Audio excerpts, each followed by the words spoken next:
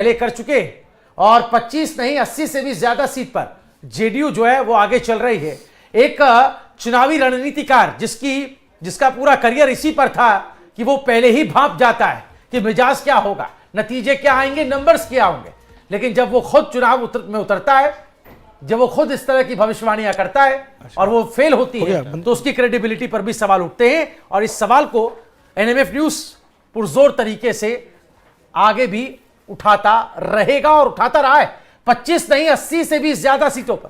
तो पीके का ये नजरिया या उनकी ये भविष्यवाणी क्यों फेल हुई, ये भी अपने आप में एक बड़ा सवाल है। तेजस्वी यादव बीजेपी के सतीश यादव से पीछे चल रहे हैं, यह खबर राघोपुर से आ रही है। एक बड़ी खबर आपको बता रहे हैं, इस वक्त माहौल इधर और उधर का ज्यादा नजर आ रहा है। राघोपुर से जो तस्वीर उभर कर आ रही है उसमें सीएम का सपना देख रहे तेजस्वी यादव कैसे पीछे चल रहे हैं, वो आपके सामने 1273 वोट से फिलहाल तेजस्वी यादव पीछे हैं और यहां पर बीजेपी के उम्मीदवार ने उन्हें पीछे छोड़ा है। बीजेपी के सतीश यादव यहां तेजस्वी यादव के खिलाफ राघोपुर से चुनाव लड़ रहे थे और अब जो रुझान सामने आए हैं उसमें तेजस्वी कहीं ना कहीं पिछड़ते हुए नजर आ रहे हैं।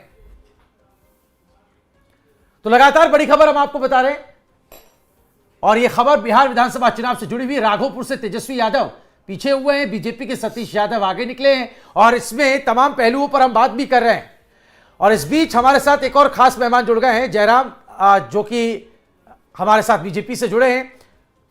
जयराम जी, बहुत बहुत स्वागत है आपका एनएमएफ न्यूज पर।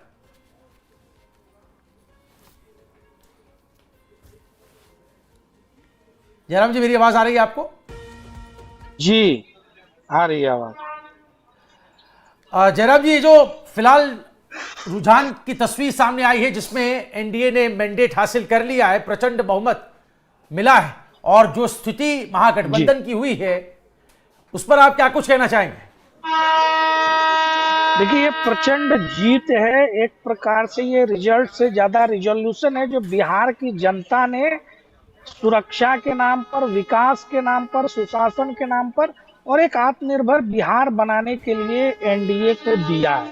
ये हमारी प्रतिबद्धता है कि हम अगले 5 वर्षों में बिहार को विकास के रास्ते पर आगे ले जाएं।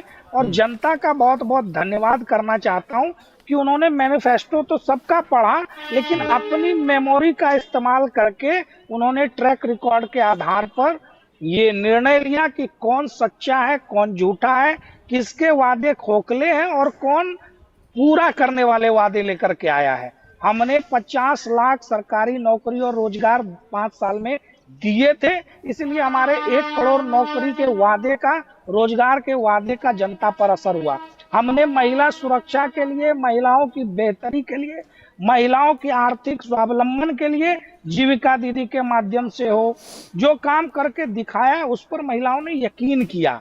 आर्थिक पिछड़े वर्ग समूहों को भी, हम लोग जो अति पिछड़े वर्ग से आते हैं उन लोगों को भी 10 लाख देने का वादा किया, तो लोगों ने उस पर यकीन किया। बिल्कुल। जयराम जी, एक टिप्पणी चाहूंगा, आपकी एक बड़ी खबर इस वक्त है, उस पर टिप्पणी चाहूंगा। खबर राघोपुर से आ रही है जहां तेजस्वी यादव पीछे चल रहे हैं और यहां बीजेपी के कैंडिडेट उनसे आगे निकल गए। 1273 वोट से फिलहाल पीछे चल रहे तेजस्वी यादव इस सीट पे। वो तेजस्वी यादव की चर्चा इसीलिए जरूरी है क्योंकि वो महागठबंधन का सीएम चेहरा थे। इसको आप कैसे देखते हैं, इस डेवलपमेंट को? देखिए, पहले चरण के मतदान के बाद ही हमारे उप मुख्यमंत्री सम्राट चौधरी जी ने प्रेस कॉन्फ्रेंस करके कहा था कि तेजस्वी यादव सहित कई चेहरे चुनाव हार जाएंगे। राजद ने जिसके सर पर बांधा था सेहरा, हार रहा है अब वो चेहरा। 35 वर्षों से राघोपुर में उनका शासन था और राघोपुर को पहली बार रोड की कनेक्टिविटी हमारी एनडीए सरकार ने पिछले वर्ष दी है। जो राघोपुर में सैकड़ों दुर्घटनाएं होती थी, नाव से लोगों को यात्रा करके पटना आना पड़ता था, उस राघोपुर को सड़क से जोड़ने का काम हमारी सरकार ने किया। राघोपुर में कोई डेवलपमेंट का काम बतौर जनप्रतिनिधि ना लालू जी ने किया, ना राबड़ी देवी जी ने किया, ना तेजस्वी यादव कर पाए। और उसके खिलाफ तो खुद उनके भाई कमर कस के उतर गए थे, वहां पे उन्होंने भी अपना उम्मीदवार उतारा था। और हमारे उम्मीदवार जो सतीश यादव जी हैं, वो एक बार पूर्व में भी राबड़ी देवी को हरा चुके हैं 2010 में। और याद कीजिए 10 में भी इसी प्रकार का प्रचंड जनादेश मिला था। तो मुझे बहुत सारी समानताएं दिखाई पड़ रही हैं और मुझे पूरा यकीन है कि राघोपुर की जनता भी इस गुलामी को तोड़ेगी, विनाश की जगह विकास को चुनेगी। तेजस्वी यादव के बाद एक और शख्स की चर्चा कर लेते हैं। आपसे टिप्पणी चाहूंगा जयराम जी। ये चर्चा प्रशांत किशोर को लेकर है और प्रशांत किशोर की पार्टी भी इस बार फाइट में थी, मतलब चुनाव लड़ रही थी और एक भविष्यवाणी की थी प्रशांत किशोर ने कि जेडीयू को 25 सीट आई तो राजनीति छोड़ देंगे।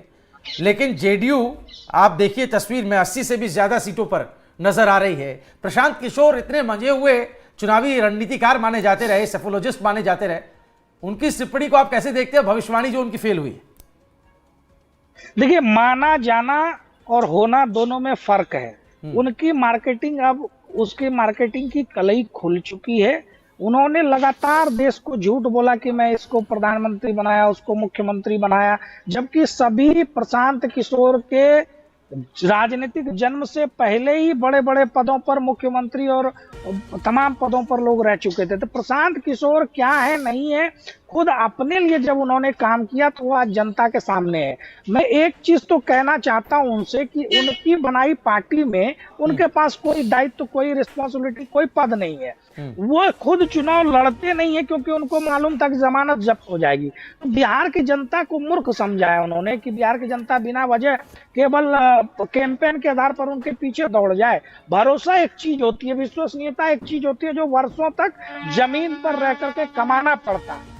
आज ये सब वापस भाग जाएंगे। राहुल गांधी कहीं बाहर विदेशी दौरे पर चले जाएंगे, तेजस्वी यादव दिल्ली के किसी फार्म हाउस में गुम हो जाएंगे और उनका परिवार हेलोवीन मनाने चला जाएगा और प्रशांत किशोर फिर वापस किसी और चुनाव में जाकर के इलेक्शन मैनेजमेंट का काम देखेंगे। लेकिन बिहार की जनता को फुल टाइम पॉलिटिशियन पर यकीन है, बिहार की जनता को एनडीए पर यकीन है। इस प्रकार के हवाई लोग बिहार में तो कतई नहीं चलते हैं। फुल टाइम पॉलिटिशियन की आपने बात की, तो आप ये बता पाएंगे सरकार बनाने जा रही है एनडीए, सीएम फुल टाइम कौन होगा, चेहरा कौन होगा? देखिए, एनडीए का ट्रैक रिकॉर्ड है और भारतीय जनता पार्टी ने जब भी एनडीए ने सीएम दिया है तो फुल टाइम ही दिया है। हम 2.5 साल वाला फार्मूला या कोई और फार्मूला लेकर के तो आते नहीं है। जैसा अभी सिर्फ फुटोवल अकेले जो है सरकार बनाने के बावजूद वहां पर कांग्रेस पार्टी में दिखाई पड़ रहा है कर्नाटका में। यहाँ पर ऐसी कोई चीज नहीं है। एनडीए का गठबंधन, खास करके आदरणीय नीतीश कुमार जी और भाजपा का जेडीयू, भाजपा का जो गठबंधन है ना, ये फेविकॉल का जोड़ है और ये जोड़ बिहार के लिए है। अपनी कुर्सी पाने के लिए, अपनी सीटें बढ़ाने के लिए, इन सब चीजों के लिए नहीं है। बिहार को गलत हाथों में जाने से रोकने के लिए ये संकल्प लिया गया था। और स्वयं नीतीश जी इस पूरे चुनाव भी कहते रहे, वो किस्सा सुनाते हैं कि आदरणीय अटल बिहारी वाजपेयी जी ने कैसे उनको अपने मंत्रिमंडल से हटाकर बिहार भेजा, जाओ बिहार को संभालो, वहां जंगल राज को समाप्त करो। और नीतीश कुमार जी के नेतृत्व में जंगल राज समाप्त हुआ, सुशासन कायम हुआ, बिजली आई, सड़क आई, पानी घर घर तक पहुंचा और इंफ्रास्ट्रक्चर के तमाम प्रोजेक्ट आदरणीय मोदी जी के नेतृत्व में डबल इंजन की सरकार ने लागू किया है। गड्ढे से निकाल करके बिहार को विकास के हाईवे तक लाए हैं। अगले 5 वर्षों में औद्योगिक विकास भी तेजी से होगा और बिहार की रफ्तार और तेज होगी। ठीक है, मैं आऊंगा आपके पास। इस बीच एक बड़ी खबर का रुख कर लेते हैं। एक बड़ी खबर बिहार विधानसभा चुनाव से जुड़ी हुई आ रही है। बिहार चुनाव में मोदी और नीतीश का जबरदस्त भौकाल देखने को मिला है। जी हां, बिहार में अब की बार 200 पार जाती दिख रही है एनडीए। एक बड़ा आंकड़ा, आप इसको समझिए कि कितना बड़ा उलटफेर हुआ है चुनावी रुझानों में। एनडीए 199 सीटों के पास, महागठबंधन 50 सीटों के अंदर सिमटता नजर आ रहा है। बिहार चुनाव में मोदी और नीतीश की ये जोड़ी, जिसको हम कह लें कि एक जबरदस्त असर दिखा रही है। बिहार में 200 पार एनडीए जाती दिख रही है। चुनावी रुझानों में एनडीए 199 सीटों पर आगे चल रही है। महागठबंधन 50 सीट के अंदर सिमटती नजर आ रही है। तो महागठबंधन जिसको लेकर के हम लगातार पिछले दिनों से एक विश्लेषण कर रहे थे, सीएम का सपना तेजस्वी यादव देख रहे थे। बीजेपी उम्मीदवार ने कैसे तेजस्वी को राघोपुर में ही शुरुआत में पिछाड़ दिया है 1273 वोट से, वो आंकड़ा भी हम आपके सामने रख रहे हैं। तो पल पल की अपडेट बिहार चुनाव नतीजों से जुड़ी हुई हम आप तक पहुंचा रहे हैं। कैसे तेजस्वी यादव महागठबंधन का सीएम चेहरा राघोपुर से, जो कि उनकी अपनी एक ऐसी सीट रही है जो कि लालू परिवार की विरासत, इसको कहें तो गलत नहीं होगा, और वहां से अगर वो हार जाते हैं तो समझिए कितना बड़ा एक संकेत जाएगा। और सम्राट चौधरी की बात तो कर ही रहे थे, जयराम बता रहे थे कि कैसे उन्होंने इस बारे में पहले ही बताया था। वेद जी क्या कहना चाहेंगे? जयराम जी ने जो बातें कही हैं और जो अब फिगर सामने आ रही है, तेजस्वी से जुड़ा हुई अपडेट हमने अभी बताया, और कैसे 200 के आसपास और 50 में महागठबंधन समझता नजर आ रहा है।